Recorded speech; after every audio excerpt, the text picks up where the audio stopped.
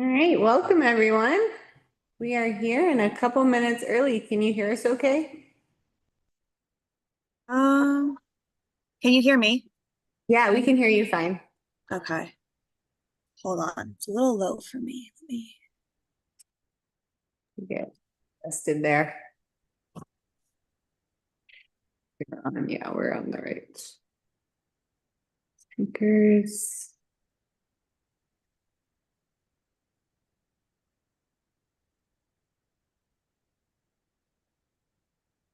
How do we sound now, Amy? It's good. Yeah, Oh, we're good. Okay, excellent. I think it was just an issue on my end.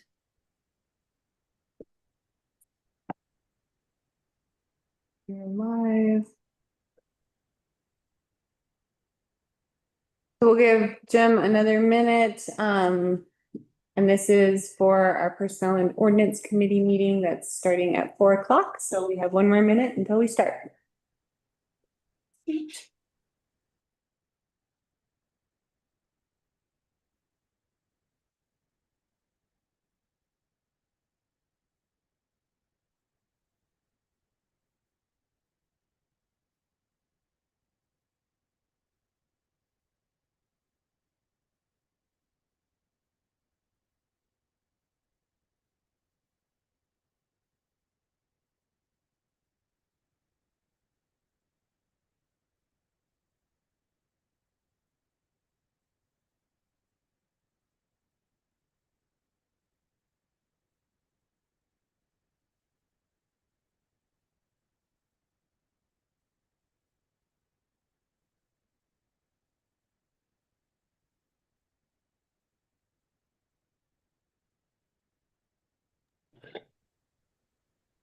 Hello, Jim. Can you hear us now? Yes, I can hear you. And we can hear you. Can, Perfect. can y'all hear me? Perfect. All right. Yes. So it is July 22nd. The time is 4 o'clock, and we can call this Personnel and Ordinance Committee meeting to order. All of our trustees are present, and staff, we have myself and Lucy. All right, sounds good. Thank you. Mhm. Okay, thank you all for being here. We are talking about the Anvil Mountain subdivision development guide. So the Anvil Mountain subdivision, or Anvil, was originally subdivided as a planned unit development by the county. And then once it was annexed in by the town, it was reestablished as a planned unit development under the previous land use code. So when we annexed Anvil, we adopted a document called the Anvil Mountain Development Guide, which laid out the PUD specific zoning standards and regulations that differ from kind of the original town plat, the rest of the land use code. And so the way that these development guides work is that we set these specific standards, but when they fall silent or are unclear on something, the land use code is enforced. So we developed this development guide before the land use code was adopted. So we did our best to anticipate what would go into the land use code, but one section in particular, permitted in exceptions and encroachments, was not considered when we developed the development guide.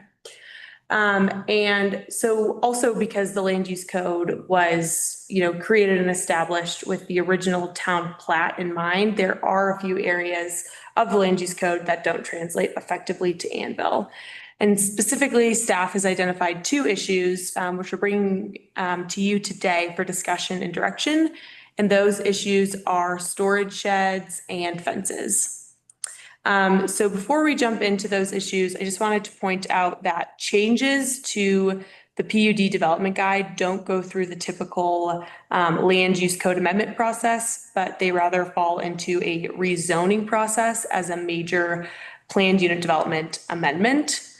I feel like I'm saying a lot of big words right now. Sorry. So after discussion, if we do get direction to move forward with any amendments, the process would be an informal meeting with Anvil residents that would be legally noticed. A planning commission public hearing review, a board of trustees public hearing review, or two of those really, because we'll be adopting a rezoning or a PUD amendment ordinance. So any questions on the development guide or on what that process would look like if we get direction to move forward? Okay, sounds good. So firstly, as I mentioned, the land use code established a permitted exceptions and encroachment section under 15260. And this allows for certain building elements to be, to encroach into setbacks or height limits. So to address the need for covered storage in town, this section established an allowance for accessory structures under 120 square feet to be built outside of the side and rear setbacks. So this issue doesn't quite translate well for Anvil, because Anvil has very small lots. So most buildings are built to setbacks. And it also has small side and rear setbacks, but very large front setbacks. So what we've observed is that it actually makes more sense to build a small storage shed or accessory structure in the front of your property rather than the side or the rear based on Anvil's layout. So staff is seeking direction to amend the PUD development standards to allow sheds under 120 square feet to be built in the front setback. But we would, add a provision that they must be 5 feet away from the property line or from the street. Any thoughts on that? And then we'll jump into the next issue. And this is because we've had requests or people have started to do this and now we're looking at it going, wow, we should probably address this. Yeah, that's right. Yeah. And especially due to, the smaller size houses in Anvil and the limited storage that's available in some of the affordable units in Anvil. We've seen most residents, honestly, have either built some type of a shed or are seeking, they'd like to be allowed to build a shed. And when we're looking at, the way that Anvil's laid out, it really makes more sense for that to be in the front. However, that's not currently allowed in the land use code. And I think that makes sense for the rest of the town plat. But there just really isn't enough room to build a shed on the side or in the rear of your property in Anvil. And there seems to be more opportunity. And there's, I mean, out of necessity, I think it needs to happen. I just don't want, my thought is that someone's going to come back and say something about that it looks unsightly and we can't have this kind of stuff. You're lowering property values and whatnot. But I totally understand that if the land is there in front, that's where you put it. So yeah, I mean, if we have to do this, we got to do this. We got to help these folks out. Yeah, I mean, it makes sense for me. Yeah. And then, yeah, having the shed though in the front, that wouldn't affect any sort of parking situation, correct? So we will talk about parking a little bit when we talk about fences. But hopefully, in our next section that we'll talk about in a second, and we can talk about that before we get direction on the sheds. But I'd like to, along with allowing for these sheds, to clarify what we want to see for the parking requirements so that the sheds wouldn't impact any parking requirements. I'm okay with it then. Okay. Yeah, I think it makes a lot of sense. I think that this whole conversation around parking will probably, I can imagine a shed being put where a car might go. Okay. Well, why don't we jump into that conversation and then we can come back to sheds and the whole topic at the end. So also included in permitted encroachments and exceptions is the allowance for fences to be located on a property line. However, in the development guide, it requires that at least one off-street parking space per unit is included on the lot. And that's kind of the extent of the language. But, when we're looking at off-street parking, we want to see a parking space that is, wholly located on the lot, enough room for a full vehicle. In practice, these two provisions conflict, but the more restrictive provision shall override. And this is included in the land use code. And the section is in the memo. And in this case, that would be the parking requirement. However, the actual language is just one off-street parking spot is required. So staff finds that amending the development guide might help clarify the parking requirements as it relates to fences and even sheds. And we are also bringing this up as more homes are being built, more people are moving in. We've seen fences being built for the first time in Annville over the past 2 summers. And this fall, we are anticipating 9 more units of housing, which means a lot more vehicles. In practice, most Annville households have 2 or 3 vehicles, which typically can be accommodated by the 20-foot front setback, which was established by the county for this purpose, and then adopted into the PUD development guide. But the development guide only requires that 1 off-street parking space per unit is included in kind of the site layout. But most households, require more spaces. So as we see residents construct fences in the front driveway space, off-street parking access is becoming restricted. And this has led to noticeable increased on-street parking, which poses challenges, especially during the winter months. With snow plowing on the already narrow street with limited snow storage area. So as infill development continues in Annville, especially with these 9 units going in, we're going to see more parking issues and more plowing issues in the winter. So staff is recommending that we clarify the PUD development guide to either establish off-street parking area minimum sizes and design standards, or increase minimum off-street parking requirements, or establishing fencing setbacks or design criteria to preserve driveway access.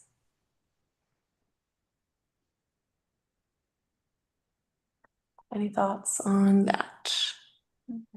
And like the residents in Annville, they're seeing this as a big issue right now as well. Is that correct? We are being proactive right now Okay.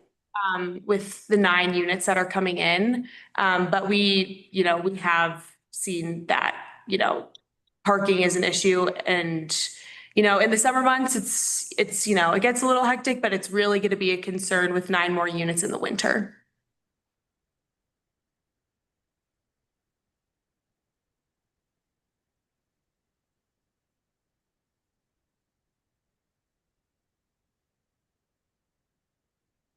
Totally understand. I get it.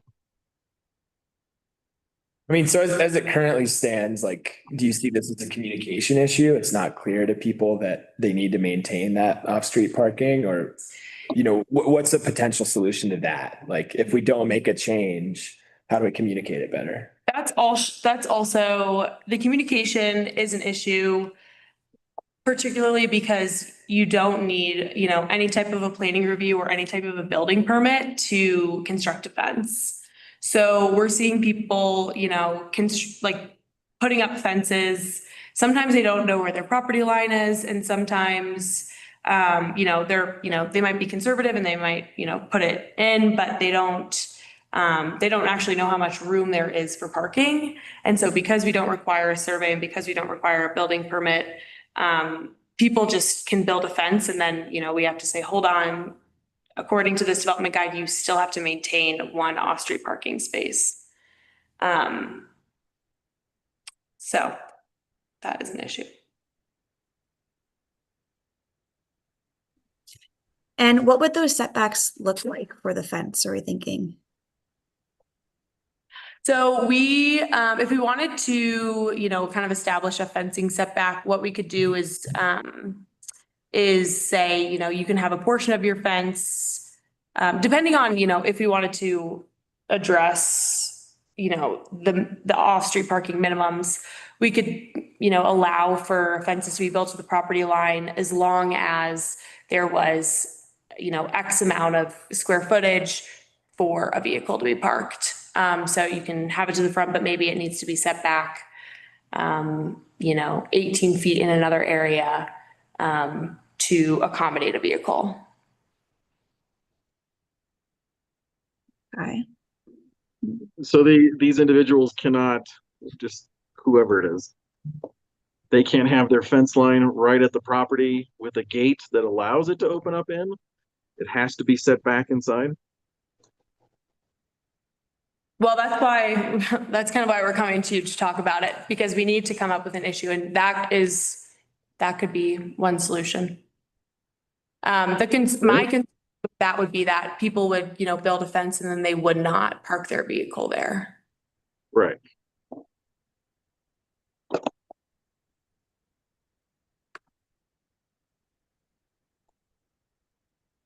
And is this, I'm going to ask this question again because I think I asked it about the sheds. Is this because we're actually seeing this and experiencing it, which I think you said yes already? But are we seeing pushback from residents? We have seen two fences Mm-hmm. have been constructed in Anvil, both of which have taken away off-street parking. And one is partially constructed. And then we have seen, I've had requests to build, sheds in the front setback. So, Well, if we require off-street parking, then whomever is erecting a fence, they need to adhere to that. right. Yeah. And I guess I just am wondering like what you all think maybe is the best way to go about that. Do we want to, I think, do we want to allow fences to be constructed in Anvil? We could take fences away. Or should we, we could establish off-street parking area minimum. So we have to say, this much area of your front setback has to be, you have to, be allowed to park here, or we could establish standards for fences. I guess. Yeah, I definitely think fences should be allowed in Annville. I don't want to take that away. I agree. But I'm okay with, like, I definitely think it's needed to have a certain amount of setback. I'm just not sure what that number is or square footage is. Yeah, that's good. But- We can do that work to come up with that number. Okay. But I guess would we want to keep it at one vehicle, or would we want to make it larger? Maybe two vehicles. Is it like most households, many households do have two vehicles. And then if people are renting out there as well, as some do in Annville, that just creates more vehicles. Okay. So I'm okay with two. I don't know if we need to do any more than two. Okay. Yeah, I think the fact that the street widths are narrow and there's some tight curves there is that's a significant difference compared to the layout of the rest of town. Right. And yeah, I would support two vehicle spaces. And I think two vehicles can be accommodated in a relatively small space. Like that just needs to be defined. Mm-hmm. Okay. And Yeah, and that way you're not taking like too much of the property line away if they want to create a fence. yeah, the other question that I have is, do you think there's some confusion around like the development guide versus the municipal code? I know that like the Anvil development guide is not as easy to access as the municipal code, for example, or the land use code. Mhm. Is that something that could be addressed just by reminding our Anvil residents that, Yeah. they're kind of bound by this different set of rules? Yeah. Yeah, absolutely. Yeah, I think that's a great point. And yeah, that is kind of the weird thing about living in a planned unit development, is that your zoning standards don't actually live in the land use code. So it's a different document to access. Do we have any, I'm looking at our packet and then also online at previous packets. Do we have any visuals or examples? of this Example current situation? of like the existing fences and sheds. Yeah. I do not have any photos, but I can, we could probably do that when we bring it to the board. Okay. I just think it'd be helpful when we're all together and having tools to better discuss it, and as well as the parking situation. Okay. Knowing how parking is around town and knowing how it is a little bit congested out there because the streets are more narrow, having some visuals might assist in this. Yeah, absolutely. Other than that, I'm all for it. I think we need to impose some standards for the Yeah, simple fact absolutely. that it is a little bit smaller out there and we have to. And your point too, in the wintertime with plowing, that could be Yep. disastrous. Okay. So it sounds like we want to maintain that fences can be allowed in the front. And that sheds can be built in the front setback, but that we need to define the minimum parking area. Mhm. Yeah. Yeah, okay. That sounds good. Okay, anything else? Yeah, I will, depending on the lot size, will a shed, would a shed take up what is essentially a parking space? So the language in the permitted exception and encroachment section just states that a shed that is under 120 square feet can be built within within the rear or the side setbacks, as long as Okay. the snow does not shed off the property line. And so I think that what we would do is we would say, you know, we amend the PUD to have similar language that a shed under 120 square feet could be built on the front, within the front setbacks. The language that I had in mind was that it had to be 5 feet away from the road, because that's kind of the standard in the in that section, in the permitted encroachments section. But if you all feel like that needs to be closer to the house, maybe within 5 feet of the house or within 10 feet of the house, we could change that language to reflect that. No, I like your proposed language, the 5 feet from the road. Because that gives the homeowner, the property owner, a little bit more leeway to move around, maneuver. But I think by also establishing, you know, this minimum parking area, you know, if someone wanted to build a shed, you know, they would have to maintain that minimum parking area. So Yeah. I think that solves the concern of a shed being built where a parking spot should be. Okay. Really. Yeah, I'm for it. Absolutely. Okay, Yeah, I am as well. okay, Great. okay. Anything else on this? Nothing Okay, else. And this is just for No, ma'am. like new fences, new builds. No one has to move any structure they have right now, right? this would be for new Okay. development. Because I know a few people are like in the middle of doing a fence too, and I just they're okay, right? That might have to move their fence. Yeah, Oh, really? that's not complete.